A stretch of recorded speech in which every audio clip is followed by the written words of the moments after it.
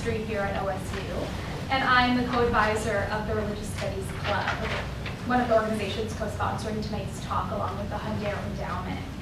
Before I get on to introducing our speakers, I just want to give two thank yous to my co-conspirators in bringing Paul Raushenbush here. One is my co-advisor, Professor Kevin Osterloh, and one is Professor Courtney Campbell, who is the Hundare Professor of Religion and Culture. So thank you both for all of your efforts.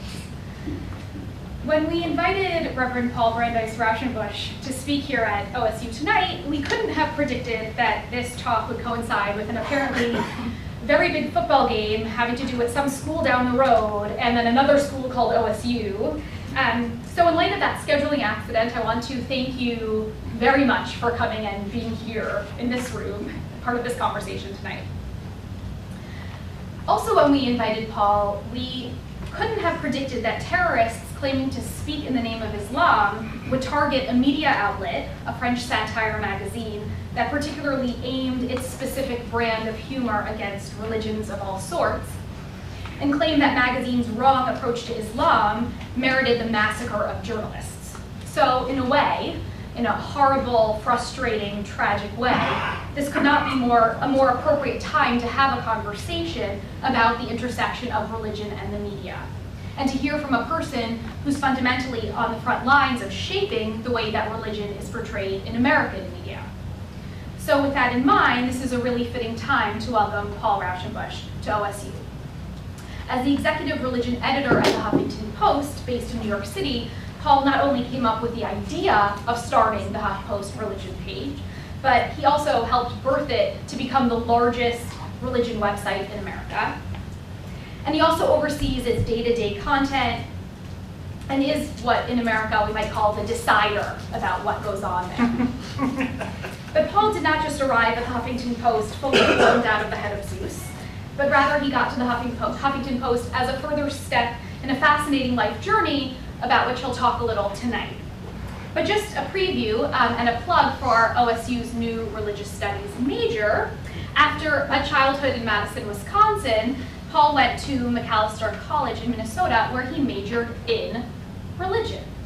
So as I remarked to him last night, when students and parents ask, what can I do with a religion major, I could just point to Paul, who alone offers us a bunch of different exciting answers to that question. From music producer, to American Baptist minister, to working with LGBT youth, to Ivy League chaplain, including a stint as the president of the Association of College and University Religious Affairs, and book editor, and internet news editor. So if you're thinking about what careers you can choose after being a religious studies major, here are about 10 options. So I'm particularly honored to be welcoming Paul here because I've known this man for over a decade. That's frightening to say. Meeting him when he was the Associate Dean of Religious Life and the Chapel at Princeton University. And at Princeton, Paul ran an interfaith dialogue group, which was one of my most formative experiences during college. We met weekly over excellent meals and discussed religious themes that united and excited us. I credit Paul with two pieces of information which have remained very important in my life. The first is that you convinced me to try roasted parsnips at an interfaith retreat in Garrison, New York, which has led to a certain obsession with roasted vegetables, which some of you might know. But on a more serious note, Paul was the first person to teach me that gratitude was not just a feeling, but something to be cultivated. That gratitude is something you can focus on, meditate on, and achieve, and that gratitude is an essential tool in cultivating happiness. So, without further ado, let me express my gratitude and ask you to join me in welcoming Reverend Paul Brandeis Raushenbush to the stage.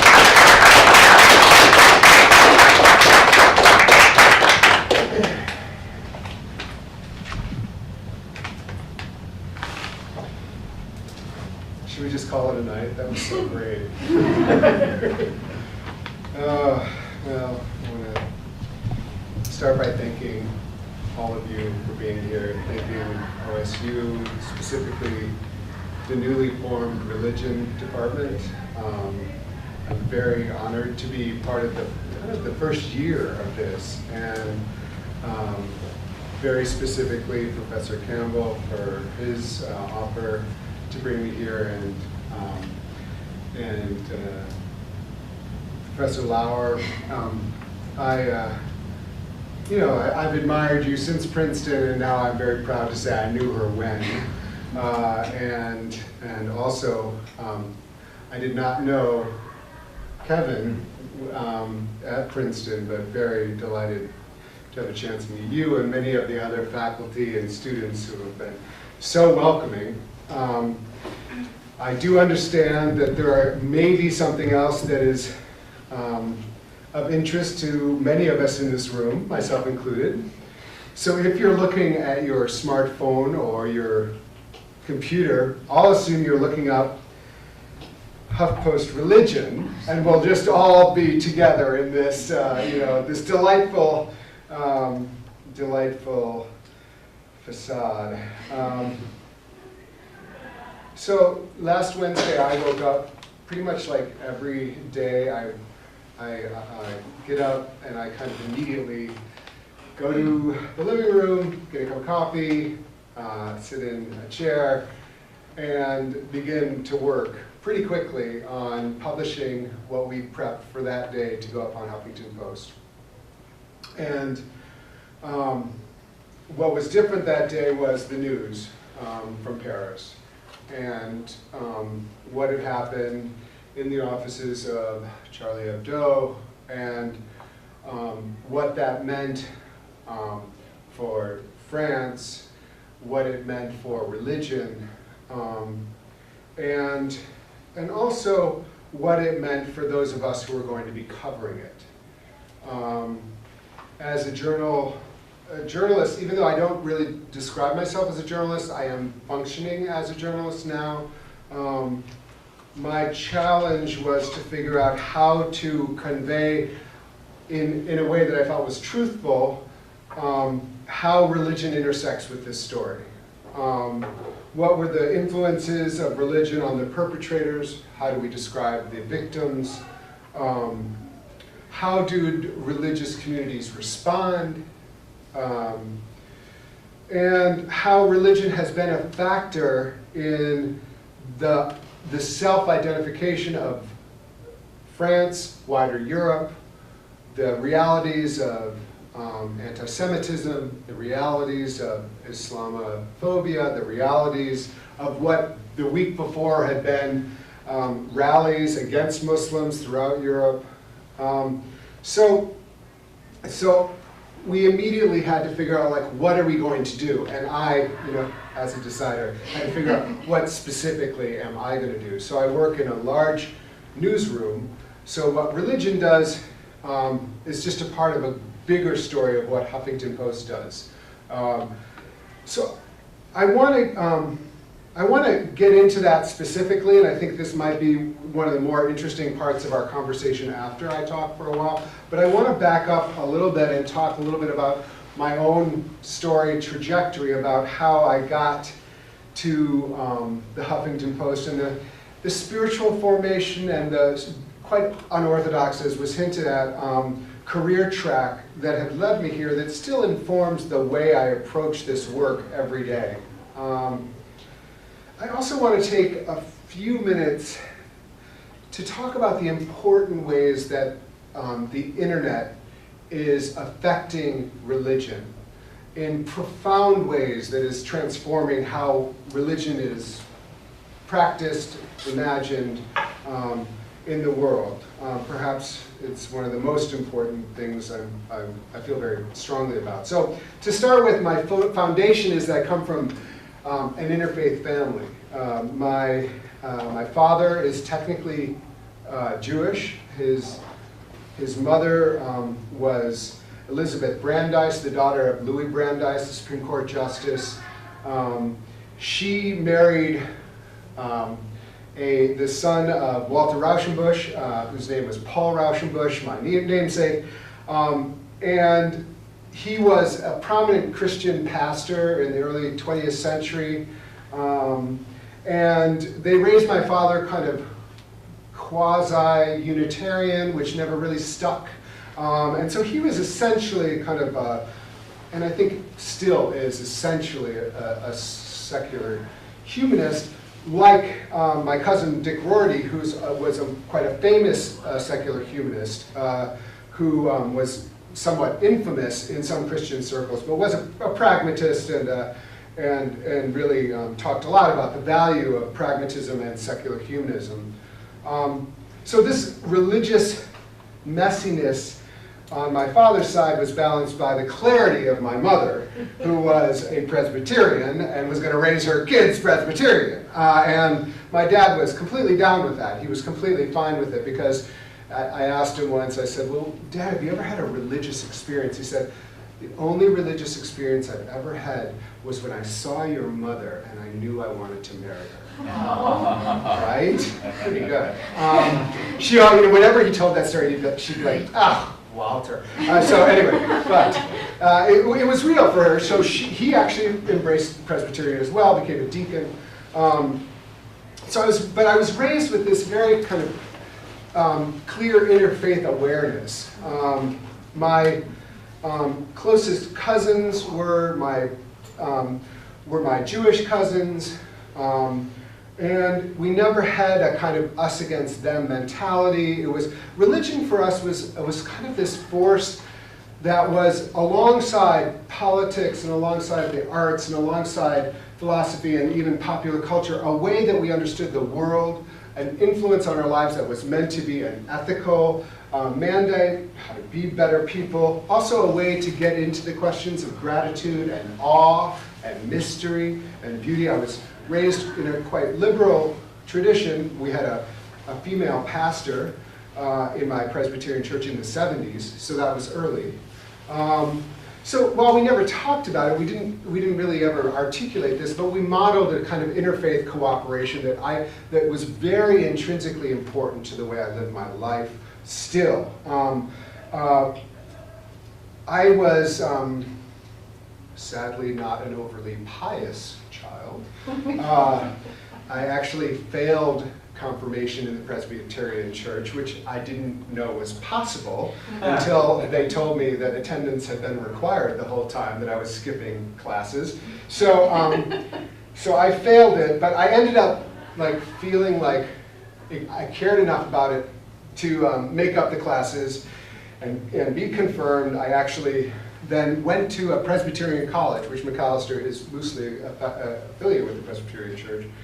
And I was a declared economics major because I showed promise. But I took 2 religious studies classes while at McAllister, and I was so interested in them. And so I was like, oh, this is what I want to do. And so I called my parents. I said, I'm just changing my major to a religious studies major. And they were just not supportive. But my mom, but in the end, I think they've understood that this, you should study what you're fascinated by. And you should study what you're interested in. Part of the reason I chose a religion major, at least this was part of my rhetoric around it, is that I was okay not having a professional degree for my undergraduate degree. I didn't need to have something that it was clear what I was going to use it for. I should study what inspired me. So I did that, but what was really inspiring me at that point was rock and roll. So it doesn't look like it now, but I was really into it. So I left college and I had a one-way ticket to Barcelona, where I started a rock and roll record company and DJ'd in a club. And it was a great 2 years. I returned to America kind of a little bit burnt out, did some deep spiritual examination, personal examination, and kind of went through this major transformation, but not that I regretted anything. I was I'm still so thankful that I've had this incredible life, but I just decided, okay, maybe I should keep going with this religion idea. And so I attended seminary, but not clear that what I was going to do with it. Still, it wasn't professionally motivated. I wasn't one of those people who said, I need to go to seminary so I can become a minister, so I can do. I didn't have any of that, but I did think that getting a degree called Master of Divinity sounded pretty good. so I thought, well, that sounds amazing, like, you know, first class walk on water, second class, right? So I started, while at seminary, I went to Union Theological Seminary in New York City, which was a very challenging but very wonderful place. And while I was there, I started working at a Baptist church, which was incredible, so different than anything I'd seen. It was basically like, we called it a subway church, because there was one of every. It was like being in a New York City subway. There's like, we had a Upper East Side matron, and we had homeless people on the same board trying to figure out, like, well, what are we going to do for, you know, the brunch after service. And you know, it was a very, we had transgender people, and we had quite conservative theological people, but they all felt like this place was the place in all of New York City where they were truly welcomed and at home. And that was in the context of a spiritual seeking and a welcoming of questions, but also saying, how do we walk as Jesus would have us walk in this world today? Which was a question I was invested in. So I actually started the ordination process there. I moved to Seattle, worked with largely with homeless LGBT kids, while at a Baptist church up there. I got ordained during that time. Woke up one day smiling for some unknown reason, then I realized it was because it was sunny outside and I couldn't handle Seattle. I'm too weak, so I went to Brazil.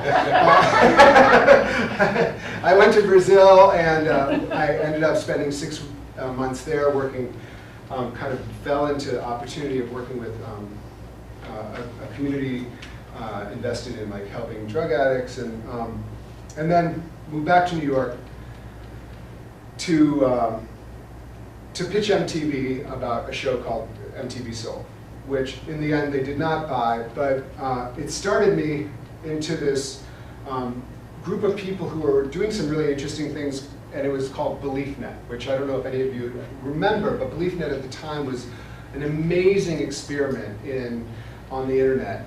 We had $40 million that we just burned through in 2 years, but we hired, like, there were 20 editors whose only job was to think about how are we going to do the news that day from the religious perspective. So that was really my training ground. I had an advice column called Ask Pastor Paul. I was the music editor. And it was kind of an amazing experiment in online community and online news, and in some ways really informed what I was later to do at the Huffington Post. At the same time that I had this online effort, I was also working at Columbia University as a denominational chaplain, and then the Riverside Church. I got hired at Princeton to do this amazing work.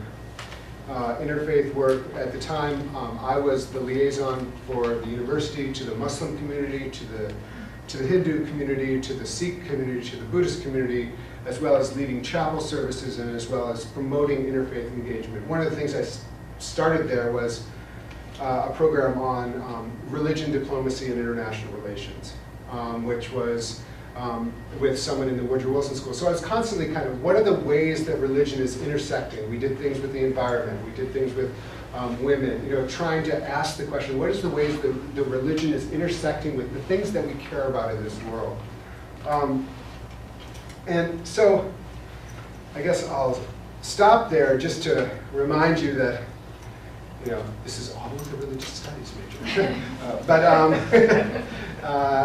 But you know, part of what was so great about that is the nature of the academy, and I want to spend just a moment on just how important it is to take advantage of where you are.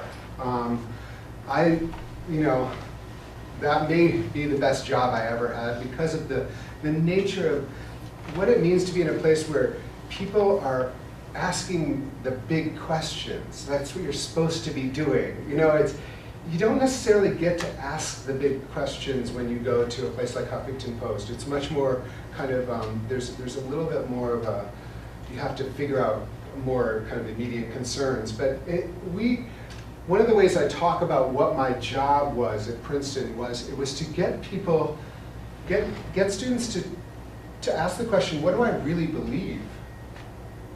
And it was also to ask the question, what does my neighbor believe?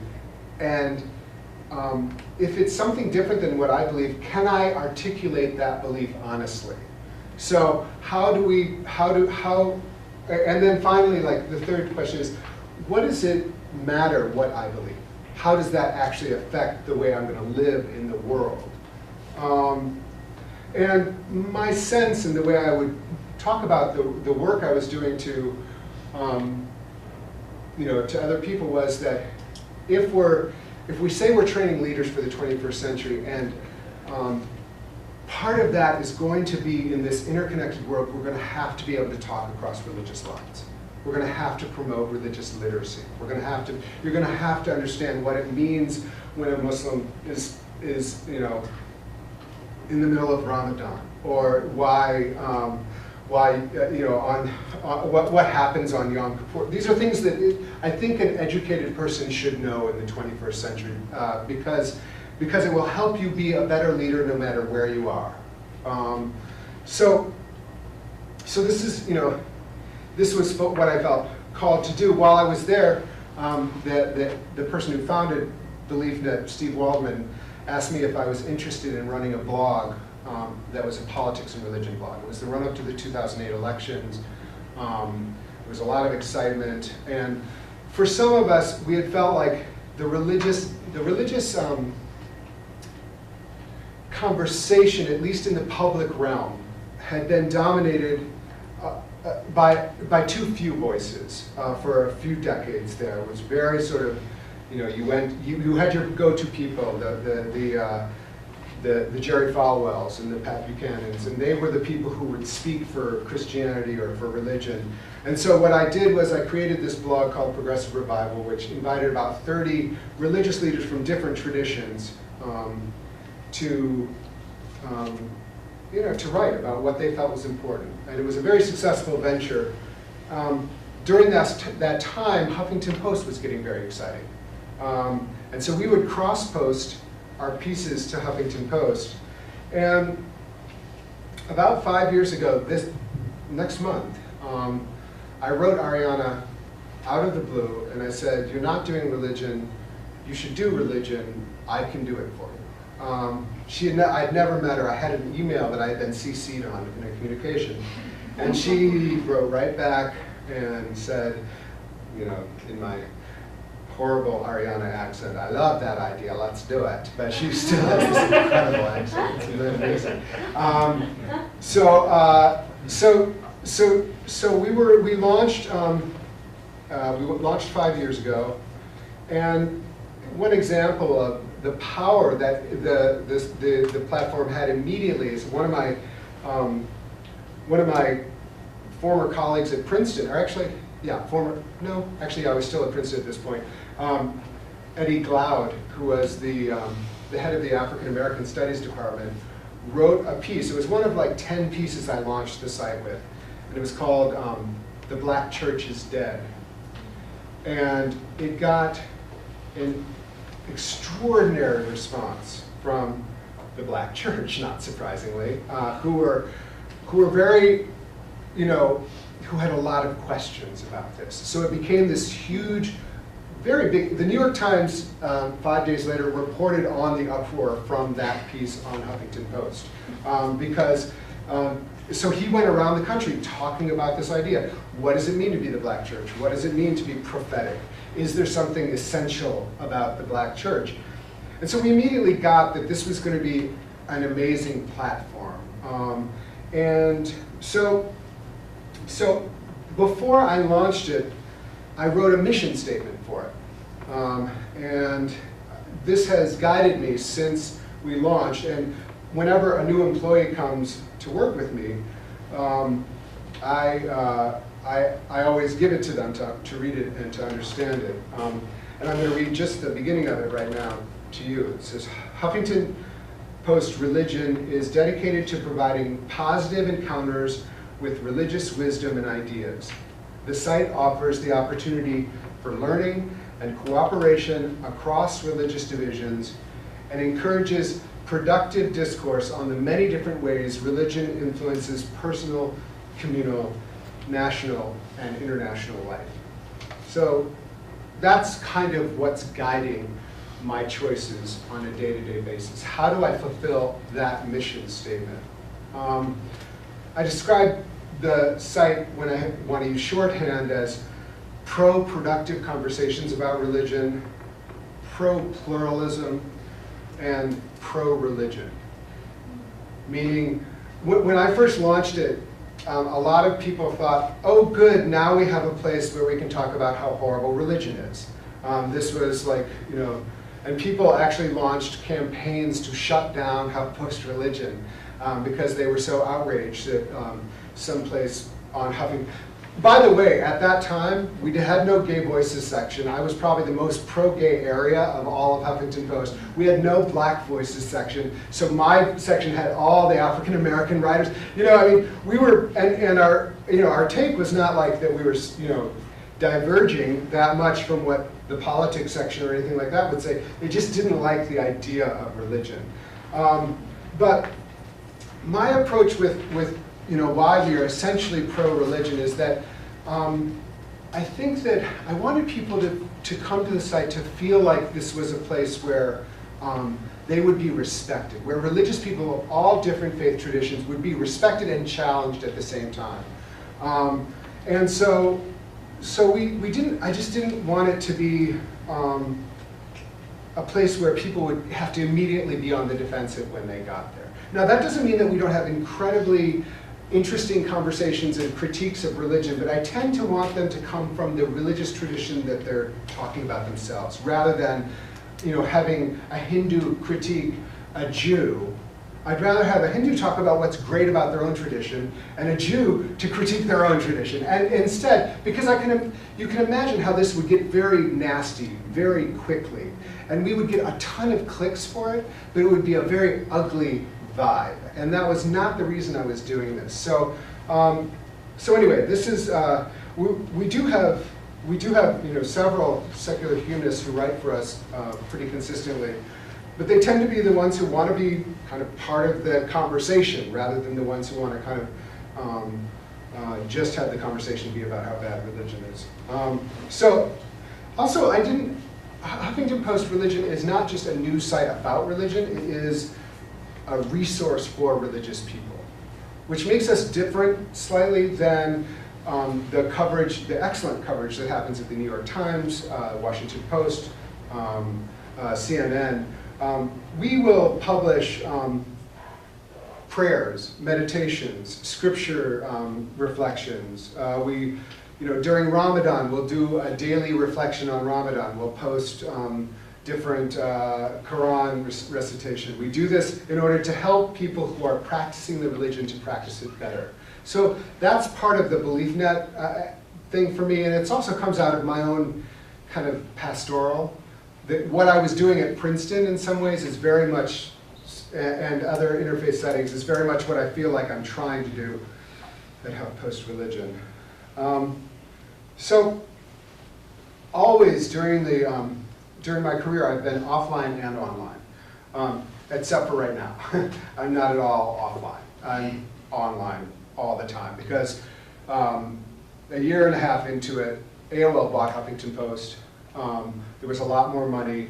They hired me full-time. We hired a full-time religion reporter. I had 2 associate editors and other people, you know, a photo editor who works with me. So I have probably the biggest religion team also working with me. You know, we were already big, and now we've become, you know, much bigger, and have been one of the top 2 religion sites in the country for the last few years. So I want, before I get, you know, kind of back to how we handled Paris, I want to talk a little bit about another factor in how HuffPost Religion operates, which is the internet itself. HuffPost was never a paper. We were born on the internet, so it's in our DNA. It's part of the way we think about our coverage. It's speed, the way, we are kind of built, and we think about this, like, how are we going to win? We're very, also it's a very competitive site, so we want to win.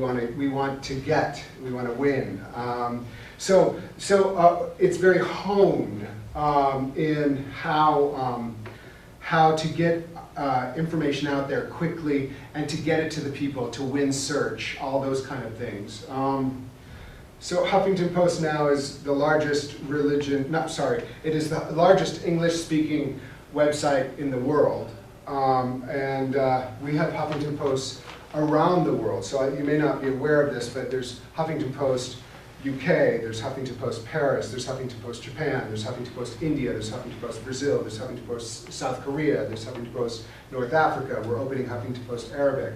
So we have collaborators around the world, and the web has transformed this world. It's changed the way we interact, and this is nowhere more true than the way we interact in our religious communities. It's changed the way we get religious knowledge, how we think about religious authority, and how we understand community, and actually how we understand, in some ways, religion itself and the stuff of religion.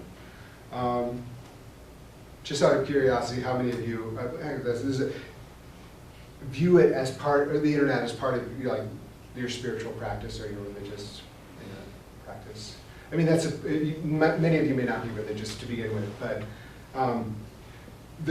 many of us use it to find prayers, to find meditation. People don't kind of realize, if you ask the question in two different ways, people all of a sudden say, oh yeah, of course I look up, of course I look up prayers, of course I look up, scripture, all of these things people really do, and they don't kind of realize to what extent. The most recent poll was that 50% of people on the internet say that they have seen someone sharing religious information that week. So it is a part of the landscape of religion. And one of the main ways that it affects us is how we can access information. So if you have an iPhone or any kind of smartphone, you have the largest theological library in the world. It is amazing what you can access online. You can find out everything about your religion. You can find out the scripture. You can find out most of the major thinkers. Everything is really there. You can not only find out about your own faith, but you can find out about other people's faith. So when I was growing up in Madison, Wisconsin, I didn't know anybody who was Buddhist. Or, I didn't know anybody who was Muslim. I didn't know anybody who was Hindu. And it was very hard to figure out how I would know anybody, how I would find information. I guess I could go to the library and, the encyclopedia, there's something called Hinduism. But now, you can really you can interact with Hindus online very easily. You can interact with websites that can inform you a lot about what you need to know. You can follow along with religious observance. I mentioned we have this Muslim, this Ramadan live blog. Part of that is this imam who does daily reflections. And I've followed along with his reflections, and it's amazing to see what he's thinking about. And I really grow in my own tradition from reading his reflections during Ramadan. And the internet allows you to do that in an incredible amount of ways. So all this information is available to us to receive, but then, it's being created constantly, and you're a part of it. So anytime you put up a Facebook post, or anytime you do an Instagram, or anytime you tweet, you are part of the production of information. You're a part of the production of media. Social media is media. And so basically those things are the same thing now. More than 50% of traffic that we get from Huffington Post comes from Facebook. So when you retweet or when you share something on Facebook, you are creating information.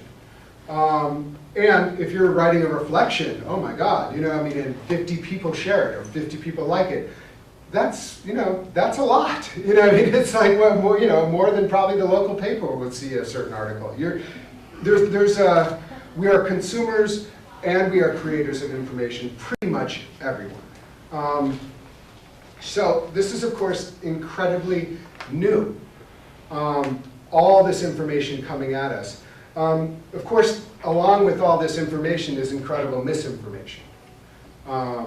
There are people who are ignorantly sharing misinformation, and then there are many people who are willfully sharing misinformation. And what is problematic about this is that we are generally led on the internet by the shamanic powers of Google, who connect us with this information, and we say, oh great, well we're connected by Google to this information. But Google doesn't know if it's connecting you with good information or bad information. They're guided by a kind of algorithm that they don't share, and which can lead you, if you type in Jew, to an Aryan website on the first page. So you know, part of what I always, you know, I should stop and mention, like, if you think don't think you understand the internet unless you've really spent a lot of time studying it. The internet is complicated. It has, you know, between government and business and everybody is manipulating you on the web. It is not amorphous. It is a powerful, powerful, wonderful, horrific place that you should be studying and thinking about. There should be a class just about, there should be a whole major about the internet. I mean, it is very, very important, and very little is understood, especially by the people who use it most. So the second thing I'll talk about is authority. Authority, radically egalitarian. If you can have a big presence on the web and not be officially an authority at all. It used to be that you had to get information about religion, you had to ask your rabbi, or your pastor, or your imam. Not anymore. You can go directly anywhere you want. It's a very powerful transformation. People could come to me, this, you know, this kind of silly advice column I had called Ask Pastor Paul. They could come to me for advice, and because they didn't feel like they wanted or could trust their local leader. This is what's happening now. So people are they're circumventing authority. And this has created a great dilemma, because if you say, oh, I want to know what the Gospels are. Oh, what's this Gnostic Gospels? Oh, that sounds like Gospels. And then, but it's not, you know, it's not orthodox, you know, and so who controls orthodoxy becomes a really interesting question. They're equally accessible. This library, there's no lock on this library. They're equally accessible. So this has led to a very frantic catch-up game by some of the brick and mortar. Like, for instance, it took a while for the Catholic Church to figure this out. When Benedict did this, like, they had a handle for Benedict at first, which was like, Vatican to you, or something like that. And it was just like, Jon Stewart even made fun of it. Now, no one's making fun of the Vatican as far as the media goes. They have the most influential person on the web, at least on Twitter, is the Pope. He's the most followed, he's the most retweeted, and it's pretty amazing. So this is, you know, so this lack of authority has created a problem also, because if we think about how people find people they trust, if we think about what ISIS has done and the incredible savviness with which they have used the internet to become the religious leaders for these alienated young people. This fellow from the Muslim Policy Alliance or something like that, MPAC, his name is Harris Tarrant. It was akin to child predators. they're seeking them, and they find them, and they cultivate them. The lack of authority, clear authority that the web allows that kind of recruitment. Two more things and then I'll close. Community, how we understand who we're in community with. It used to be somewhat geographical, or maybe we thought about it in terms of race, or we thought of it in gender or nationality or something like that. Communities are entirely online who you choose to be in community with. And that is amazing, and it can be very, very helpful. You can feel like your community is 3,000 miles away, but you're still very in community with them. I had a Buddhist student at Princeton who had to take a leave of absence, and she had to go back to South Carolina where there were no Buddhists. And yet she was in community with this Sangha in New York City, which was very interactive with her. And it was very important and salvific for her. And so that was important. But ultimately, the question is that we generally go online alone. We generally, online community is very easy to fracture. You can unfollow or unfriend or delete. We can gravitate only towards people who already think like us. So it has a challenge, this kind of idea of community online, religious community and others, has a challenge for who we define as part of our community, and if it excludes a kind of pluralism that our local, actual, physical community might include. So what does it mean when your community is the worldwide Hindu community that is not the people in your neighborhood who might need your help at the soup kitchen? But they're not the people I feel beholden to because I have a responsibility to India, or I have responsibility to Israel, or I have responsibility to the worldwide Ummah. These are the challenges of community. And finally, the implications of the technology of the internet. So there is an app for everything. There's an app for, for spirituality. I saw this Hindu app where you could go to a shrine and you could click on, take flowers and put them at the deity's area, and you could click on a light and you had lit a candle, and then you went to PayPal and gave a tribute, and that was considered by that shrine totally legit. Like you had paid your homage to the deity. I read about a prayer app which just had this blank screen, and you wrote your prayer in it, and then you just pressed send. That was it. The question that it raises is, does that go to God? Which sounds silly, but is the technology of me pressing send the same thing as me going like this, which looks much more pious? But what does it mean for me to say, I am desperately lonely, God, help me, I feel so alone, send? Is that a heartfelt prayer different from, may the Ducks come back and win, whatever, not to mention anything, everybody's like, oh my God. But, so what is it, I think it does beg the question of what is technology? What does it mean when churches are meeting online and 2 or 3 are gathered, Christ will be there? Is Christ there? Are Jews who meet on Skype, 10 of them, is that a minion? These are questions that are real questions. They're ones that ask the question, what does it mean to be human? What does it mean to be present? What does it mean to be real? Is that a physical thing? I think these are really, these are difficult questions.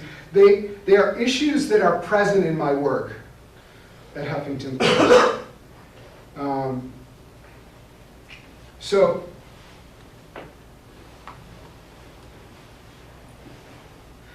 let's just go back to where I started. My approach to Paris has been the same approach that I've used to kind of everything else I've I try to be generous with religious people while maintaining a critical eye. I've tried to report on what has happened, like what has actually just happened, in an intelligent way that maintains honoring the best of the tradition while acknowledging the worst. I've highlighted voices that I thought were trying to promote understanding amidst a very terrible, horrible time, while acknowledging the hurt that many feel. I've written about the anti-Semitism and the anti-Muslim sentiment.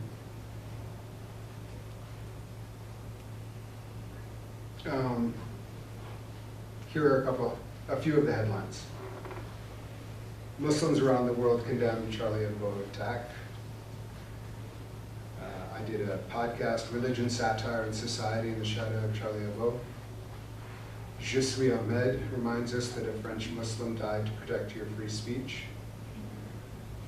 Does Islam really forbid images of Muhammad? Mosques attacked in the wake of Charlie Hebdo.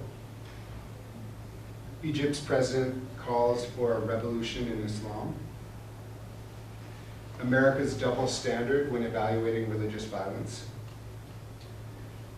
Anti-Muslims attacked after Charlie Hebdo highlight France's long history of Islamophobia. Je suis juif. Twitter stands in solidarity with Paris Jews. French Jews on high alert. How Muslims are talking about Islam and blasphemy after Charlie Hebdo. Murdered police officer's brother says Charlie Hebdo terrorists pretend to be Muslims. And that doesn't get into the many blogs and opinion pieces that we've also run. So you can see that my piece of this was not, I wasn't asked to cover the main event, which we also had on our page, which was terrorists come in and kill 12 people. And then four more at kosher grocery. My response is, we ran those, but things that came out of my place were trying to understand what all that meant. And also to highlight moments that I thought could promote some way forward in an extremely dangerous, volatile moment. I've also been in conversations with the wider HuffPost newsroom and executives about publishing the cartoons from Charlie Hebdo that depicted the Prophet Muhammad, which we have. And right now, HuffPost around the world is featuring the new Charlie Hebdo cover, which was created after the shooting, which features the Prophet Muhammad crying with a sign saying, Je suis Charlie, and written above is, all is forgiven. We're doing this out of solidarity and support for freedom of speech, and I support that decision. I will not feature it on the religion page out of respect for my Muslim brothers and sisters and readers, who I think, no matter what the moment, will still feel that that is an act of disrespect. I completely support the Post effort. They completely support me in not running it on the religion page. They are absolutely 100% in solidarity with me on that decision as well. Meanwhile, we have increased our security at our offices. So religion is an incredibly complex, important, rich, sublime, dangerous subject, and reporting on it well is difficult. We're trying to, at Huffington Post Religion, trying to be a blessing, trying to promote that which is beautiful, that which is just, that which is peaceful in this world, both online and offline. And thank you for your attention.